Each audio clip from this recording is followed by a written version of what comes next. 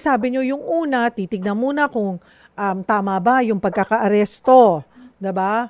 Kung hindi ba nalabag ang kanyang karapatang pantao. So doon pa lang, pwede na silang umapela. Pwede nang ilaban ng mga abogado ni dating Pangulong Pwede. Duterte na hindi, illegal, unlawful yung pagkakaaresto sa kanya. Pwede. Pwede. Although mahihirapan sila kasi limitado yung galawan nila dahil hindi korte ang hindi ICC ang kausap nila sa panimula. Ang magiging kausap nila ay local court, 'di ba? The Hmm. local court will have no authority to rule on the validity of the warrant of arrest. Wala siyang magagawa kundi Hmm. tanggapin on its face yung warrant of arrest kasi inisyu siya ng isang validly constituted court. Wala Mhm. naman siguro magde-deny na meron na kaya limitado ang kanyang pag-aapela dito sa local court sa panimula. Ang validation lang, ikaw ba yan? Mhm. Tama ba yung pagkakaaresto and so forth.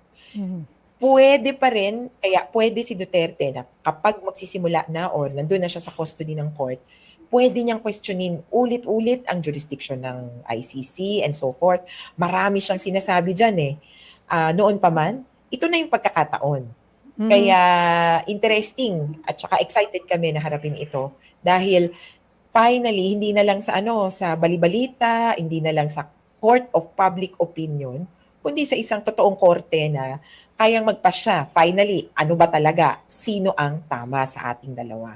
Mhm. Okay. Ay, isa rin po sa concern, yung may sakit daw ho, may iniindang sakit at yung old age no ni Pangulong Duterte, dating Pangulong Duterte. Makakapag-avail ba siya ng interim measures? Yes, pwede siyang mag-apply dito sa local court of competent jurisdiction ng interim reliefs. Meaning, ito yung bail na Mm. tinatawag natin.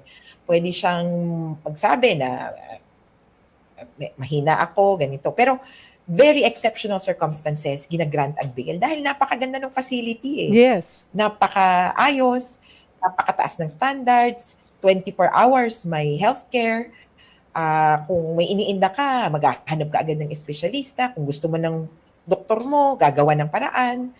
Maraming paraan, kumbaga, para manatili ka na lang sa ICC detention facility.